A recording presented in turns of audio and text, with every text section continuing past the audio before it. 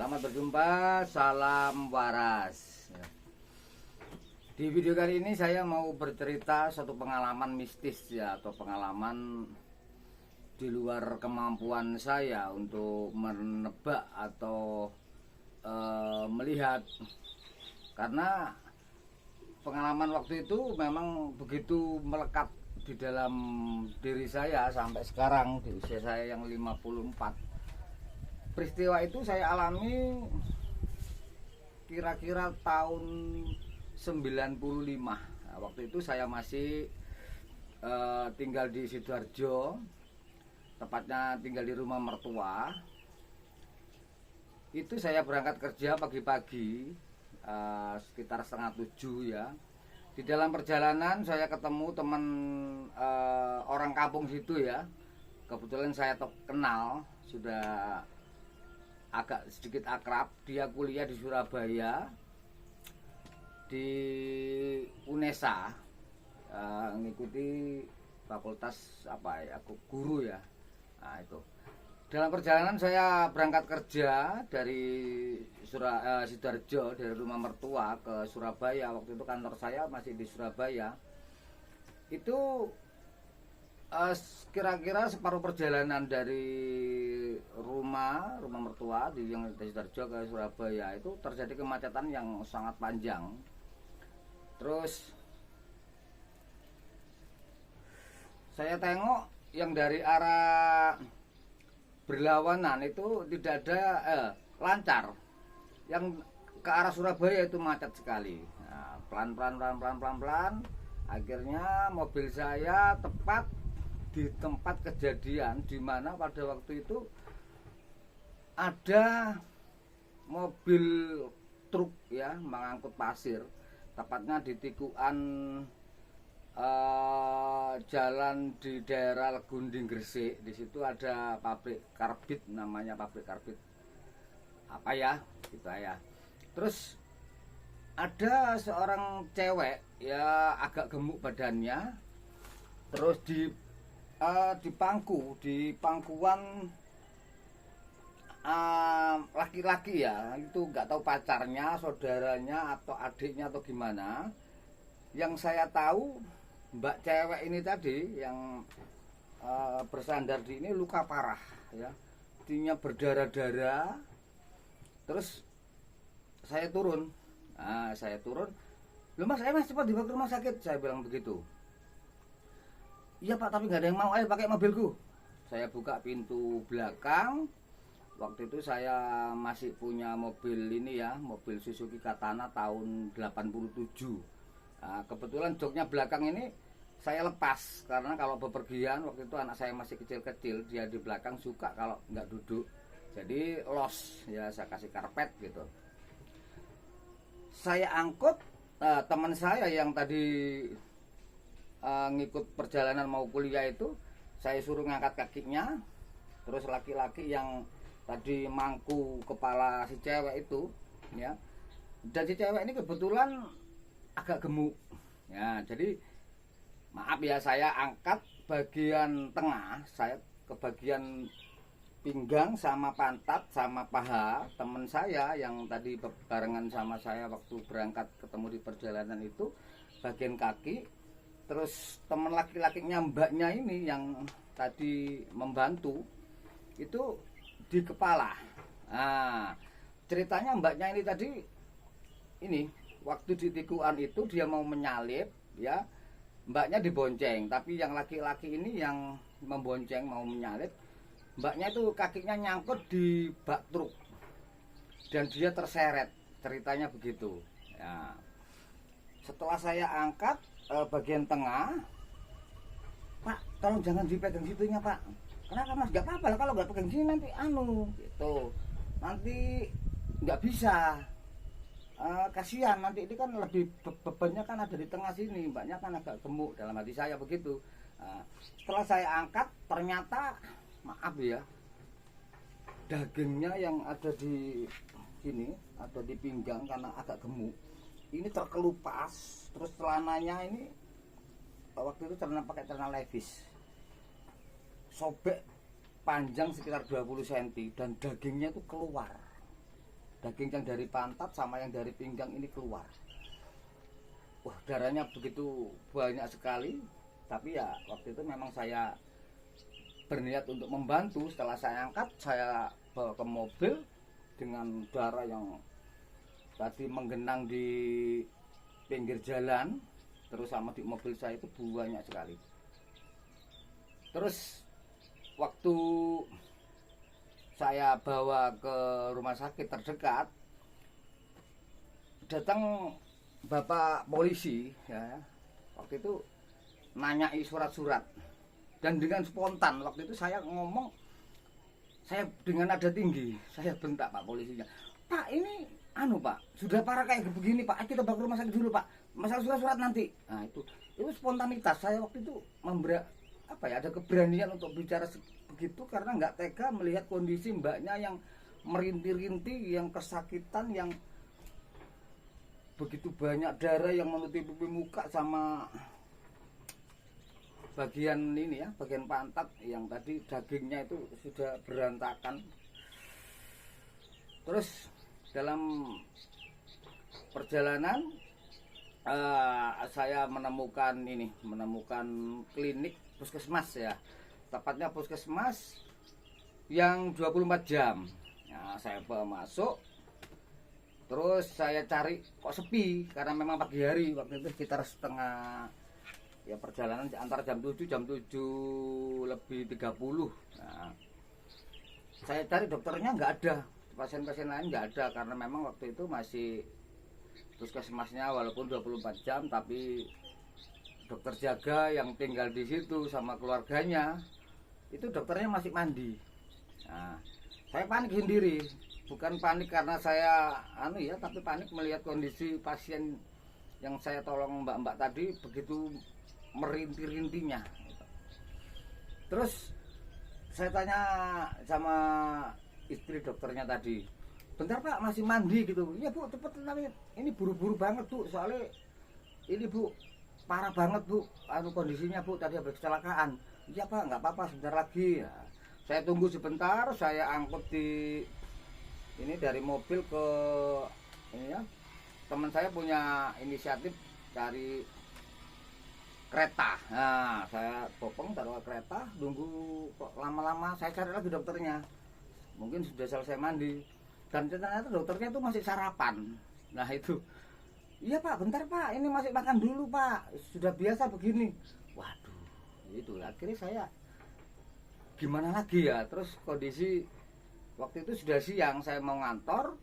Teman saya yang barengan tadi waktu ketemu di jalan itu juga mau kuliah, ada kuliah gitu. Terus saya minta maaf sama masnya yang tadi bopong mbak itu tadi, Mas aku Mas ya minta maaf ya, aku mau berangkat kerja soal ini sudah siang ya, itu dokternya masih makan Mas, nanti dirawat gitu. Terus saya pulang gitu. Selang sampai di rumah 2 hari itu nggak ada kejadian apa-apa. Tapi setelah 2 hari waktu saya lagi duduk ya seperti ini, cuma saya ngadep ke barat waktu di kamar itu, nggak tahu, lupa saya ngerjakan apa, tiba-tiba nampak ya, kalau nampak sih kelihatan ya, tapi terasa ada seorang cewek yang nongkrong di jendela saya ya, seperti ini, umpama ini jendela ya, ini kan jendela saya terbuka ya, ada sosok seorang mbak-mbak, seorang cewek ya, dengan duduk seperti ini posisinya. Nah, tangannya ada di atas lutut begini, rambutnya panjang, nah, bodinya bagus. Kenapa saya katakan bodinya bagus? Itu karena hidungnya itu mancung, cantik, mancung, cuman kelihatan hidungnya aja sedikit, sama ininya sedikit, sama matanya diem seperti ini. Nah, terus dari sini kelihatan masih baju putih sini nggak kelihatan, ada seperti asap seperti cahaya tapi nggak menyilaukan mata. Terus sampai ini pakai ini seperti daster tapi sampai atas lutut. Nah, baju putih sekian, terus sampai lutut, atasnya lutut, lututnya juga nggak kelihatan, seperti asap gitu. Nah, saya nggak takut. Kenapa nggak takut? Karena nggak terlihat dengan mata, tapi saya merasakan ada di belakang. Terus singkat cerita, waktu kalau saya bepergian, kalau saya naik motor, seperti ada yang di belakang, gitu. Seperti ada yang membonceng saya. Tapi kalau saya naik mobil, dia seperti duduk seperti begini. Saya nggak ada ke depan, tapi dia di belakang, terasa kelihatan, gitu. Singkat cerita lagi, waktu saya perjalanan, saya mau belanja waktu kebutuhan pabrik ya. Saya melewati pematang sawah. Tujuan saya waktu itu ke Wonoayu daerah Krian Darjo. Saya mau belanja. Dalam perjalanan lewat pematang sawah itu saya ngelamun. Ya, karena memang waktu itu saya masih muda, banyak karyawan saya, dan kemampuan saya untuk berpikir ini mudah stres ya. Dalam perjalanan saya melamun, saya nggak tahu, tiba-tiba sosok yang di belakang ini mendorong mendorong tubuh saya begini. Nah, spontanitas saya rem, mobil saya rem. Ya, saya rem, tiba-tiba ternyata itu di depan itu ada rel kereta api tanpa palang pintu. Dan itu kereta api, saya gitu rasanya, seperti gimana ya, lega. Karena saya disadarkan oleh sosok yang ada di belakang saya, terus juga pokoknya lega lah begitu ya. Singkat cerita lagi, waktu itu, dan sosok yang di belakang saya ini selalu mengikuti saya ya. Tapi kalau saya naik mobil dia ada di belakang. Kalau saya pakai motor itu terasa dia nggak ada, tapi terasa ada. Dan motor saya ini terasa ringan gitu ya. Kalau naik motor dia enteng gitu loh, ringan. Nah, dan ini kalau saya waktu itu kan punya pabrik ya, dalam hal kebutuhan pabrik, apa bahan yang saya kirimkan ke konsumen saya itu banyak yang ngutang ya. Kalau waktu itu ya, kalau ngutang itu yang sebelumnya sosok yang di belakang saya ini hadir ya. Terus ini kalau saya nagih itu kesulitan. Biasanya uang waktu itu masih 200.000 itu sudah banyak sekali. Kalau saya nagih itu biasanya dikasih cuma 20.000, kasih 50.000, tapi ya lunas juga. Tapi dengan sosok yang ada di belakang saya ini waktu itu enak sekali. Jadi tanpa saya, sebelum nagih pun dia telepon, "Pak, ini uangnya sudah siap, tolong bahannya besok dikirim lagi ya, saya kehabisan stok ini." Oh iya gitu. Itu tanpa saya sadari. Terus kejadian yang luar biasa lagi, waktu itu saya naik motor ya. Naik motor itu di pertigaan. Nah, di pertigaan begini. Saya dari arah sini berhenti di sini. Saya kebetulan waktu itu ini namanya pertigaan, ini lampu merah, saya agak maju, posisi saya ada jadi membelakangi ini lampu stopan ya. Nah, saya terlalu maju waktu itu, memang ya seperti itulah. Bahkan sampai sekarang kadang-kadang seperti itu gitu. Saya ada di depannya, dan di depan saya ada sepeda motor GL. Nah, saya tepat di belakang, saya ngelamun lagi. Terus tanpa saya sadari, mas yang di depan saya ini naik sepeda motor tiba-tiba jalan. Nah, dengan suara di otak saya ini bahwa ada sepeda motor jalan, saya spontan juga mau jalan. Nah, walaupun saya nggak tahu itu sudah hijau apa sudah masih merah, saya nggak tahu. Tetapi saya didorong oleh sosok yang ada di belakang ini. Dengan begini lagi, saya rem lagi sepeda motor saya. Waktu itu naik motor. Dan ternyata masnya dari nyelonong. Dan ada mobil truk lewat dengan begitu kencang. Ternyata lampu hijaunya belum selesai yang dari arah sebelah kanan ini. Nah, begitu. Terus ini kembali ke flashback yang sebelumnya ya. Waktu itu setelah 2 hari saya membantu mbaknya tadi, itu 2 hari berikutnya saya penasaran, karena saya hafal mbaknya yang kecelakaan itu pakai kaos ada tulisannya PT apa, dan itu saya tahu itu kerjanya di pabrik roti yang ada di daerah Driorejo di situ. Karena apal saya tiap hari karena lewat gitu. Terus saya tanya sama satpam pabriknya itu, Mas, kemarin ada anak Mojokerto ya, itu kecelakaan di pabrik karbit Mas, tepatnya di ini Gundi ya.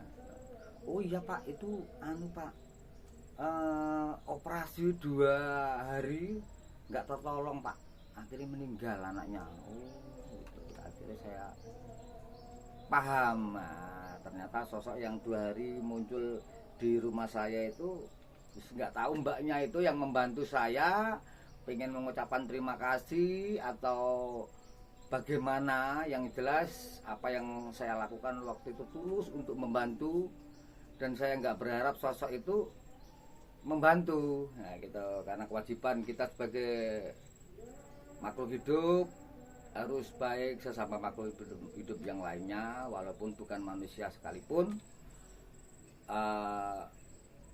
Itulah pengalaman yang buat saya pengalaman yang luar biasa dalam hidup saya, karena peristiwa itu betul-betul saya alami di waktu saya masih usia muda ya. Saya kelahiran tahun 1969 dan waktu itu kejadian tahun 1995, yang mana emosional saya masih tinggi. Tata bahasa saya waktu itu juga masih kasar, walaupun sekarang berusaha untuk menjadi lebih baik. Inti dari apa yang saya ceritakan ini, marilah kita berbuat baik kepada siapa saja. Marilah kita peduli dengan sesama makhluk hidup lainnya, agar hidup kita menjadi lebih baik dengan cara membuat kebaikan kepada yang lain.